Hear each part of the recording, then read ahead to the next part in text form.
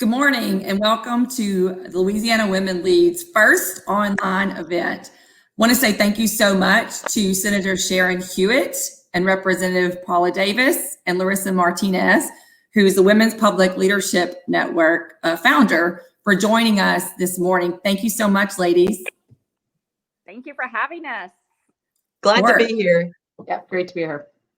My name is Carrie Griffin Monica, and I am the Executive Director of Stand for Children Louisiana here in Louisiana, and also a Louisiana Women Lead board member.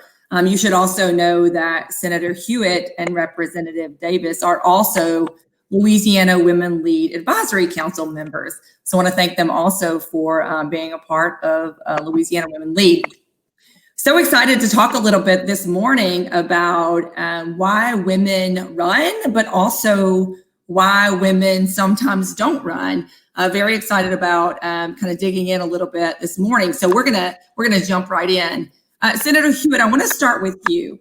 Can you tell us a little bit about you, and then tell us a little bit about that moment, when you first decided or first thought about running for office? Sure, I'd be glad to, and I appreciate the opportunity to be with all of you today. I like to say that I have three chapters in my life. The first was after I graduated from LSU with a mechanical engineering degree and went to work for Shell in the oil and gas industry. And that was, of course, an interesting experience because it was back in the early 80s and women really weren't in the oil and gas business. And so I spent my first year on a drilling rig, and then, fast forward 20 years, was an executive for Shell, managing billions of dollars of assets in the deep water Gulf of Mexico. But as many women do, I was really struggling with balancing work and family. I was traveling a lot, and I remember it really well. Our sons were in first and third grade, and I called home. I was stuck in an airport at 9:30 one night, and the boys should have been in bed, and they were still up. And my third grader was struggling with his multiplication tables. He had a quiz the next day. My husband was frazzled, and I just had one of those aha moments that I really needed to be home, that I wasn't doing my job as a mom, at least the way that I wanted to do it.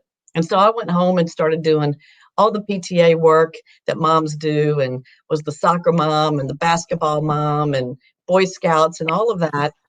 And then when our sons graduated from college and left the nest, pursued their own careers, I began thinking about, what's next for me. I could go back to work. I could continue to do volunteer work, which I enjoyed.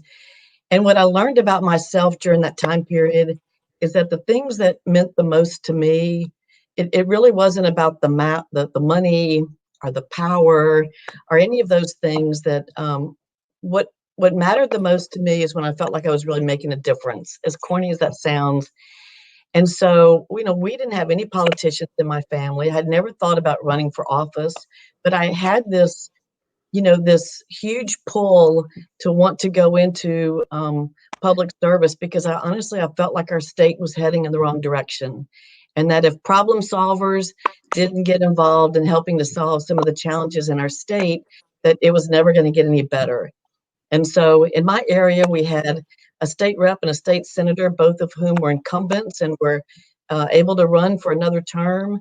And I just decided to run. Not because they weren't doing a good job, but because I wasn't getting any younger. And I just wanted to jump in and to get involved. And so my big strategy was running for the Senate, because I thought it was easier to convince 38 people to agree with me than 104. And so that's the extent of my political savvy in terms of why I chose to run as I did. And it was just a great experience.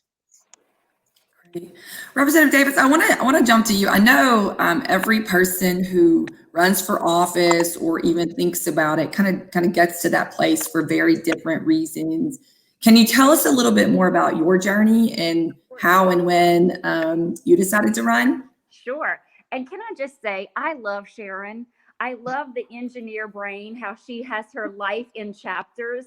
I'm the liberal arts brain, and I'm all over the place. I still don't know what I want to be when I grow up. But seriously, So, again, I'm Paula Davis. I live here in Baton Rouge. I'm from Breaux Bridge, Louisiana, a really small town in South Central Louisiana. Married to John Davis, and we have one daughter, Hayden, who is 20 and is a junior at Auburn. I came to LSU in 91 and stayed in Baton Rouge because I loved the political process. I loved politics. I loved being at the Capitol with the energy, and I liked being in the know. So I stayed here in Baton Rouge, became a lobbyist, did that for a few years, and then I was recruited to go to the Department of Insurance because I was doing insurance lobbying, mostly insurance work. 96 through 99. Then I went to the Department of Insurance and I became Deputy Commissioner of Insurance over Property and Casualty. I did that for 7 years. And then, like Sharon, I said, wait, what am I doing? I have a young daughter. I need to be with her. I need to take her to cheer. I need to take her to dance. So I quit working in 2010. I quit working and became a full-time mom and volunteer, and realized that I was doing more volunteer work than I ever had before. And that was a full-time job. And it was great and it was very fulfilling. But I realized, okay, I've got to scale back on that too, because I'm trying to just be a mom. In 2015, my husband, who is a corporate defense lawyer, had a client who was in the movie business, a movie producer. And he was with one of the large firms and was at the Capitol in 2015 regarding the movie tax credits, and said, look, I really need, and he said this, I need a CNI dog. You know what you're doing at the Capitol. You've been in this world. Can you please come and help me? I said, sure, I will come and help you. I just need clothes and I need to be off by 2:30 to go pick up Hayden at school. So we agreed. So that's how I got back to the Capitol. And actually, it was really like going back home again. And you just get this feeling of, I just love being here. I love being in the action.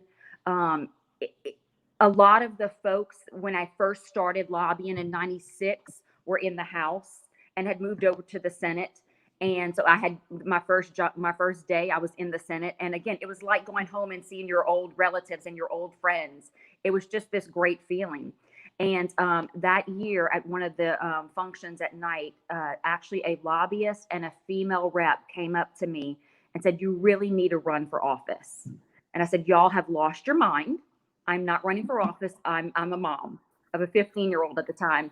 And they said, no, you really need to run. And at that point, the rep that was in my position before me came up to me, just happened to come up at this huge event. Hey, what's going on? And I said, this is what's going on. He said, well, we need to talk. And he decided beforehand that he wasn't going to run for a third term. And that's really how I got, how I even thought about running. Even though I had been in the political world since 96, I never thought about being on this side of the rail.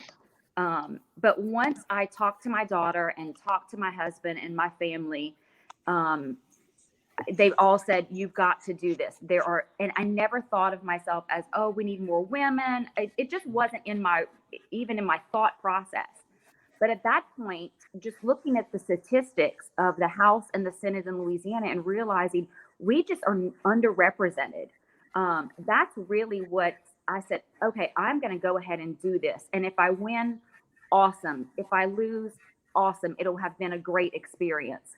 And I was lucky enough to win that race in 2015. And I've loved it ever since. I love my job. I love what I do. I love being a voice for women. I love that little girls think that I'm a role model. Never saw myself. I'm sure, Sharon, you probably didn't either, even though you were a pioneer in your business. Never thought of yourself as a role model to young women. And so it's really inspiring, and it makes you feel good when there's negativity in the world. It makes you feel good when there's a little girl in my committee on Monday, and she said, you know what, Daddy, that lady seems really nice. And do you know her? And it was the cutest little experience. But you realize I can be someone that she looks up to, and realize that women can do anything. Women run the world. We tell our daughter that all the time. So Thank you. That's really how I got into it. It was never, I never thought that I would be in this position. I always thought I'd be either a lobbyist or, in some kind of consulting role. But I do love this role.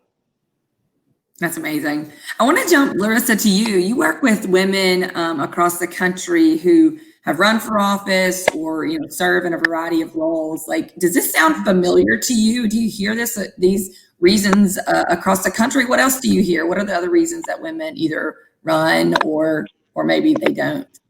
Yeah. Well, first, thank you so much for allowing me to be on today. I'm so excited to be on a panel with such amazing leaders and women. I'm just so inspired by your stories. I love hearing the stories. I think that they're so powerful because there are so many women across the country, as you just mentioned, that are looking for that why and why they need to jump in and how to get started and what to do. So I run an organization called Women's Public Leadership Network, and we are a proud investor of Louisiana Women Lead, as well as a number of other organizations across the country that and right-leaning women to hold public office. And we are a nonprofit, and so are the organizations that we fund. But the reason that I put that out there is because a lot of people don't realize that actually 68% of American women identified last year as being either moderate or right of center. And so at WPLN, we really believe that there needs to be a diversity of thought at the decision-making tables to really have the lasting positive impact to the most amount of people in various communities across the country. And so in order to get to that point, we need to encourage more women to jump in. And I think stories that both Representative Davis and Senator Hewitt shared are pretty common, but at the same time, they obviously had kind of a gumption to already get engaged in the public space. And I think a lot of women are not quite sure what positions exist out there. They may have not been asked. I think it's interesting that Senator Hewitt, you kind of fell into it, you researched it, you figured it out, which is kind of like your background, but then you had Representative Davis who was actually asked and said, like, we need you to do this. And I think you get both. But women really, I think, are looking for that, where are the resources, where do I get support, what's even available to me? And I think it is hard, which is why WPLN exists, which is why Louisiana Women Lead exists, is because these organizations are trying to get out there in the community to show that there are positions you can hold. And women are busy. We have a lot of stuff going on. We don't really have time always to do the amount of research needed to figure out what's open. But I do think that there are so many ways to get engaged if you're interested in making a difference in your community. From appointments to elected office, kind of across the board. But I think a lot of women are not quite sure where to start. And so I also enjoy hearing from women leaders that also mentor, because I know both of you are tremendous mentors to the women in your state and across the country, because as you all know, Senator Hewitt and I actually did a training in New Mexico a couple of years ago. But I think just being out there, being present, sharing your stories is super helpful. Great. Representative Davis, I want to jump to you for a second. You mentioned, that early on you talked to your husband, you talked to your daughter, people were kind of encouraging you to run. Can you tell me a little bit more? We'll start with you, and then I'd love to hear from Senator Hewitt as well, about what were some of the responses that you heard from people when you decided to run, and then what were, some of the biggest challenges you faced as you were kind of starting your campaign and getting ready to make your run for office? Sure. For me, and I know for Sharon and, most women, family is so important. It's the most important thing in my life. And so if my husband and my daughter were not 110% on board with me running, I wouldn't have done it, honestly. And then after that, I called my dad, and my dad was a lobbyist for a long time, which is how I got interested in lobbying and in the political space. And he was so proud. He just said, go for it. It's something I've always wanted to do, so I can live vicariously through you. And I think my journey is probably a little different, because coming from a lobbying background and a political consulting background, I already had kind of that insider information that I think a lot of women probably don't have. I knew exactly how to hit the ground running. And I've mentored several women that have run and are actually running now, that come to me and say, where do I even begin? So I think I was very fortunate in that I knew exactly the folks to call inside and outside the political world to raise money, to get that support, to get endorsements. I knew the three reps that were before me in my position in District 69. So I was able to go to them, and I had relationships with them because over those years I had developed those relationships. So I already had those contacts available to me. So my journey, I think, is a little different and probably a little easier in the fundraising aspect and getting people on board. The other thing is, Baton Rouge is a big town, but a small town. And my husband and I are both very, very involved in the community here with the Arts and Science Museums and the Manship Theater and LSU. And so we already knew a lot of other people outside of the political arena that we could call on to get to support us.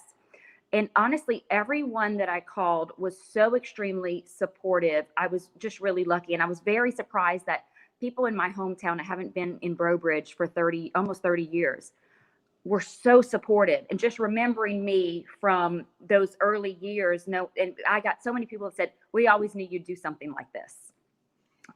So everybody was really supportive. It was interesting because you do hit roadblocks along the way. And I think it probably men too, but I think females, I was told, and I'm doing this show in my kitchen this morning because I went to a Republican PAC meeting and I was told that a woman's place is in the kitchen. And that was the first, I think, endorsement meeting I had. And that really fired me up. And that made me say, really, yeah, my place is in the House, or it's in the Senate, or it's wherever I want it to be. And so that really lit a fire under me and my team, and was actually just, it catapulted me. And so I just hit the ground running. I didn't have much opposition. Now, publicly, I did. I ran against a sitting Metro Council member here in Baton Rouge. So he was already known in the community as well. So I did have that hurdle, but I did not have a lot of the hurdles of the fundraising and having to figure out how to navigate this whole process. And I think that for me, I think that's been an advantage for me, not only personally, but also in mentoring other females to run, is I can help navigate the system with them. Right, Senator Hewitt, how does that land with you? Was your experience similar or a little bit different? A little bit different. I don't come from the political lobbyist background that Paula does, and I love serving with Paula. And Paula, you are viewed as a mentor to many, and that we don't get to pick that we're going to mentor people. They kind of pick us, and Correct. so that's what's so great about our legislative delegation and the women is we represent all walks of life. We're all different ages. We come from different professional backgrounds. And I do think that women can find someone in our legislative delegation that they can relate to, that's at that same point in their lives and can see themselves perhaps in public service.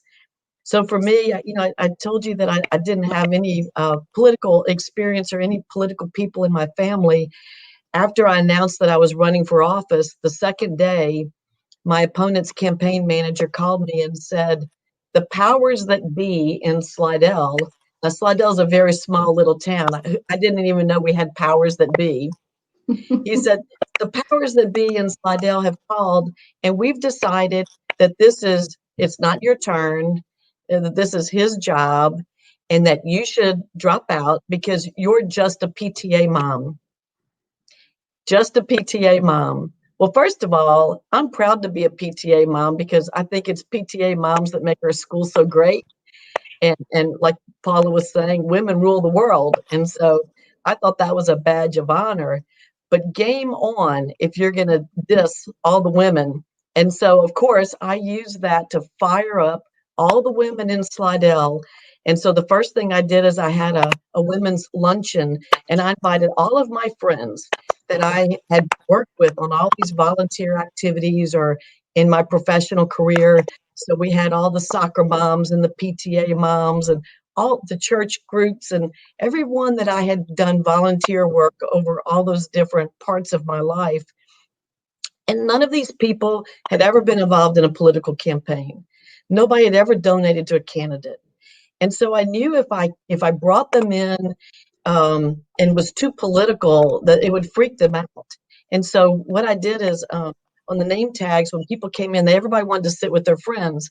And I had already, this is the engineer in me, I'd organized where the name tags all had a number on them. And I was sitting people basically by precinct.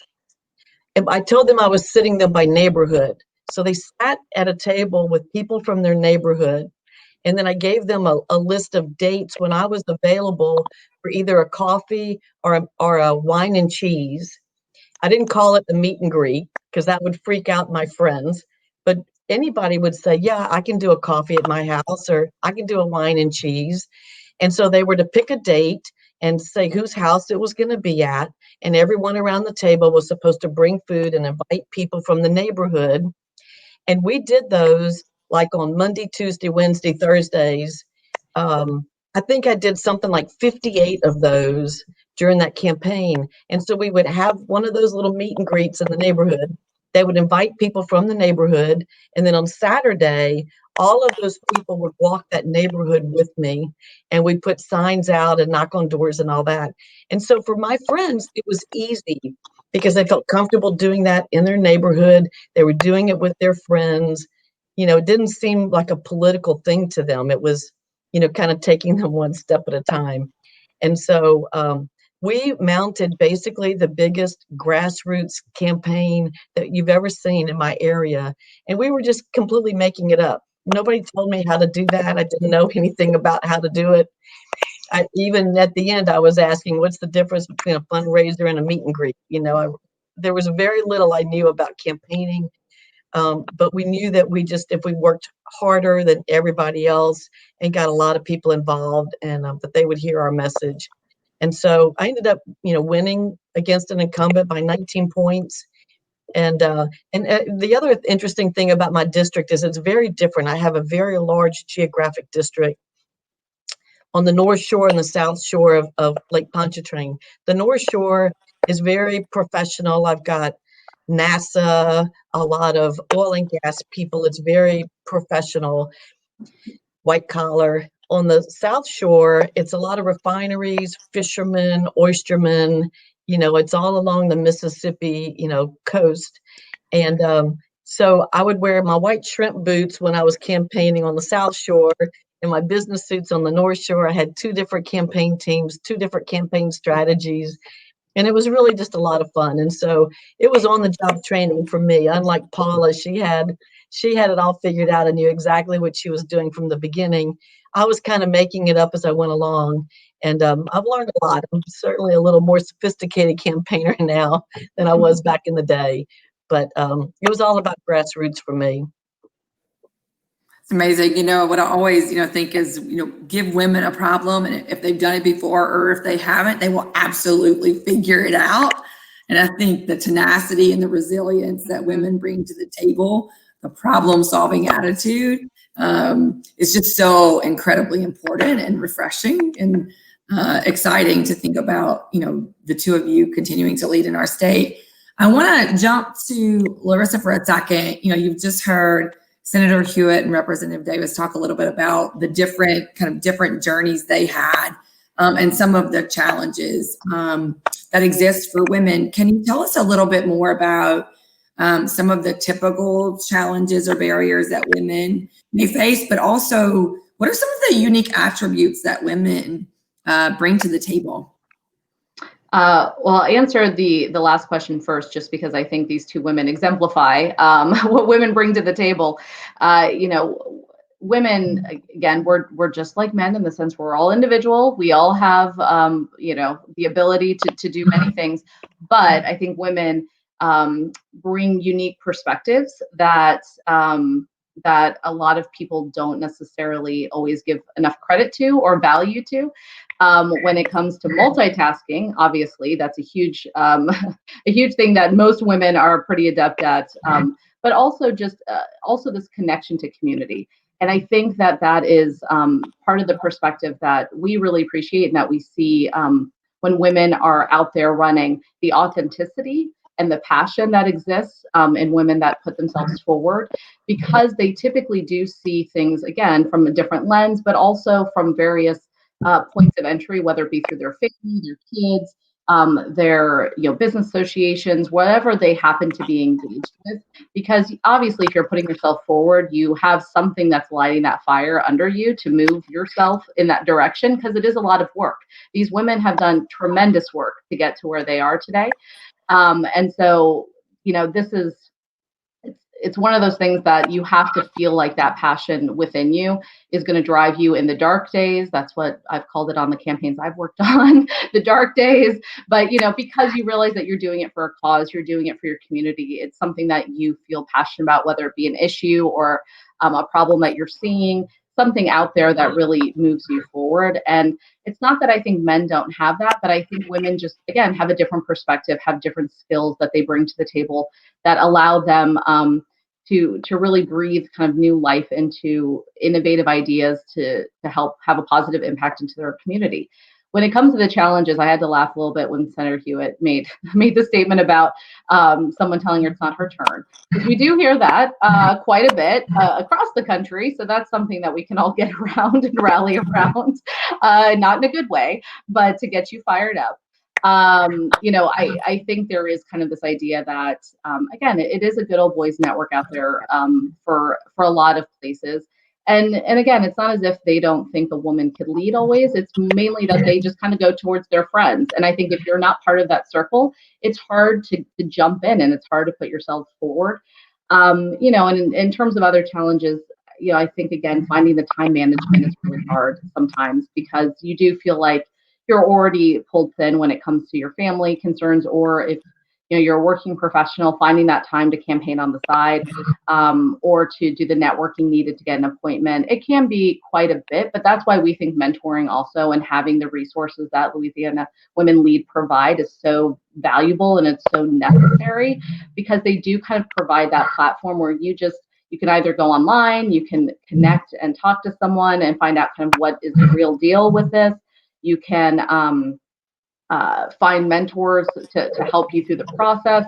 Those are all things that make it a little bit easier to figure out what is the best path for you, when is the best path for you, because that's the other thing too, is that you want to make sure that you have thought it through. So I will say that is one of the challenges that women face that men don't always face. Men kind of just jump in. We kind of like to know as much as humanly possible about what we're about to get ourselves into before we make a decision. And as I'm sure Senator Hewitt and Representative Davis can tell you, we don't always know all the things. You're not always going to know with politics. There's shifting winds, there's issues that come up, there's all sorts of stuff. So sometimes you do have to take a little bit of the risk, but there are ways to get some information ahead of time and really feel like you are engaged and you are making the decision that's best for you and best for your family. That's a really good segue to advice that you might have. And Larissa, why don't we just go ahead and start with you this time, if you don't mind, and then to Senator Hewitt and then Representative Davis. What advice do you have for women who are thinking about running, or even those who haven't really thought about it before, but get the idea that it's something they're interested in? What's your best advice? My best advice is to just start learning, start connecting with people, start really getting to know people in your community. Obviously, I, of course, will promote connecting with WPLN or the organization in your state. So for Louisiana Women Lead, I keep saying that because it's a tongue twister for me, and my name begins with an L. But engaging with these organizations, finding these women and men that are supportive of you beginning to explore that space. Because again, I think it's so important to feel like you are confident in the decision that you make, whether it be to wait, whether it be to jump in now, however it works for you.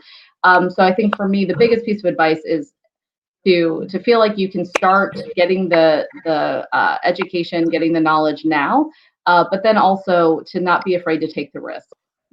Because I think that we tend to be a little bit fearful as women to put ourselves out there in that space. And And I think that public service, it is a calling, it is a passion. And if you have it, if you're very concerned about something in your community, that your voice is needed, then you should just do it.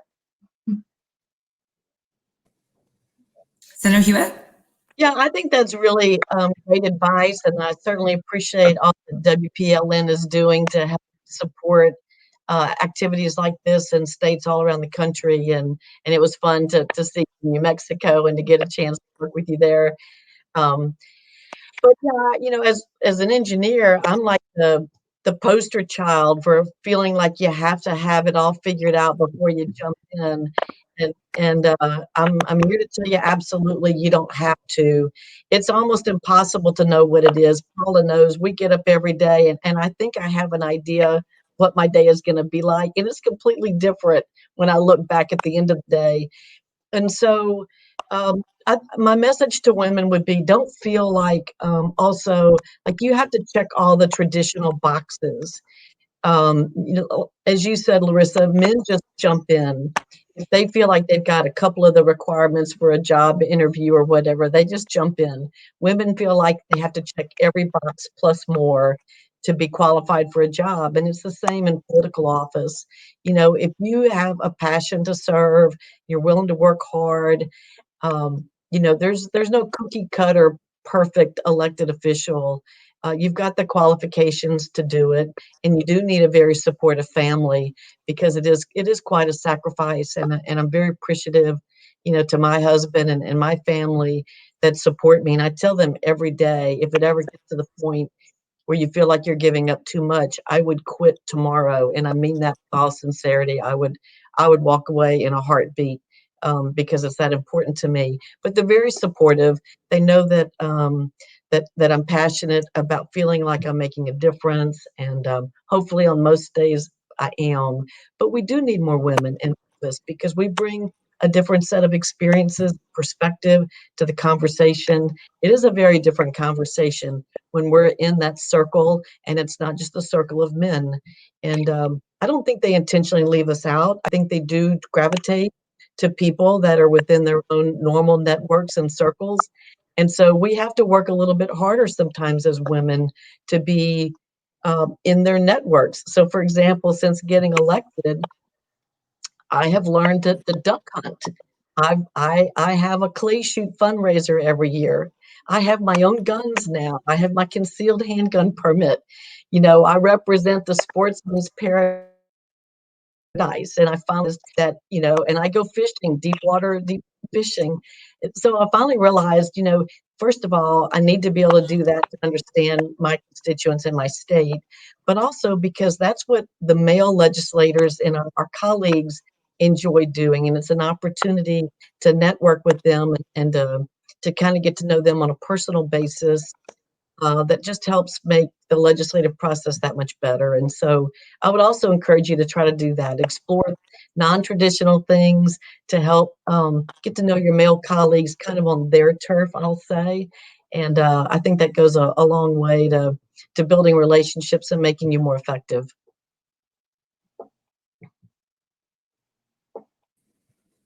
Representative Davis? Thank you.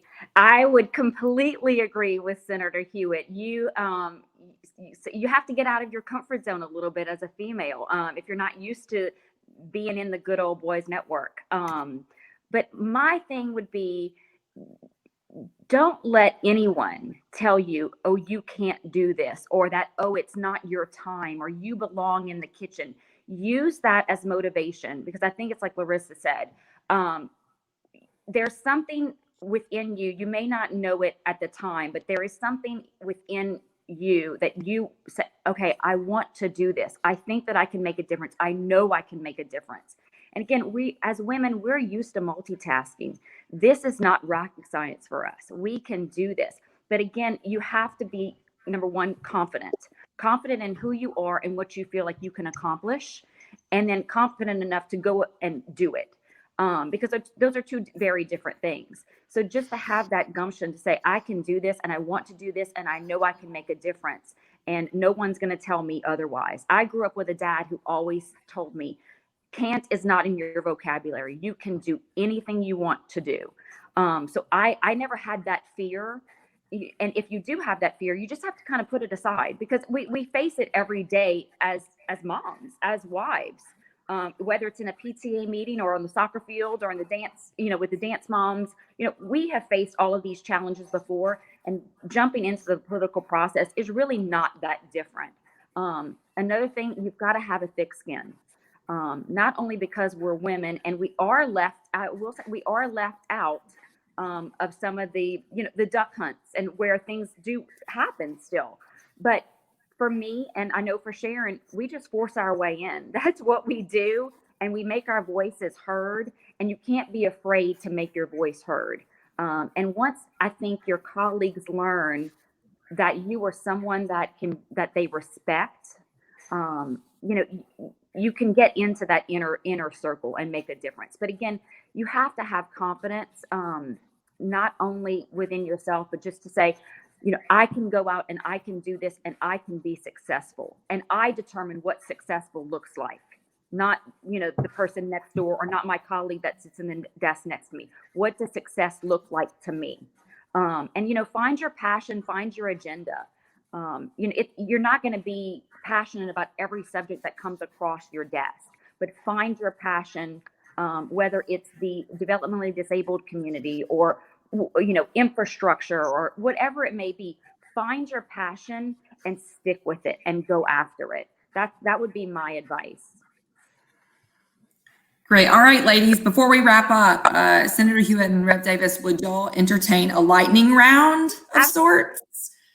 Great. Why So what I'll not? do is I'll ask a question, and I want to hear the first thing that kind of comes to mind in a word or two. Okay. And just for simplicity, we'll go Senator Hewitt first and then Representative Davis each time, okay? We'll have about 3 questions. All right, let's get started.